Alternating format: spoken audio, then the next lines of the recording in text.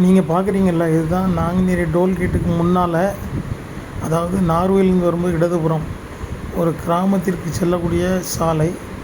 இதில் இந்த லாரி செல்லக்கூடாது என்று இதில் தடை ஏற்படுத்தி லாரியை பிடித்து வைத்திருக்கின்றார்கள்.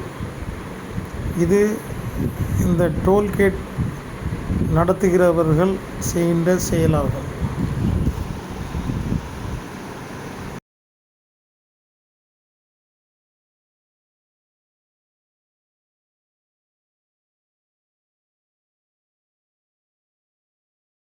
அனைவருக்கும் வணக்கம். பேசுகிறேன். நம்ம இப்போ நிலத்துக்கு இடம் நாங்குநேரி டோல்கேட். இந்த பாதைக்கு தான் நம்ம நார்வேலுக்கு எல்லோரும் செல்ல முடியும். ஆனால் அந்த டோல்கேட்டை தாண்டினப்புறம் பார்த்தீங்கன்னா வலதுபுறமாக செல்வதற்கு ஒரு சாலை இருக்குது. அதாவது நாங்குநேரிக்கு முன்னால் வர்றவங்கலாம் அதில் லெஃப்ட் சைடில் அந்த கிராமத்துக்கு செல்லக்கூடிய ஒரு சாலை இருக்கிறது.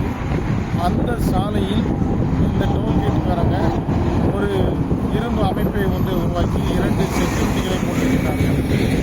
அது அந்த மாதிரி எந்த வண்டிகளும் செல்லக்கூடாது. நான் கேட்கிறேன், இந்த டோல்கேட்டுக்கு பகுதிக்கு முன்னால் செல்லக்கூடிய கிராமத்துக்கு லாரிகளோ காரோ செல்வதை இவர்கள் எப்படி தடுக்க முடியும்?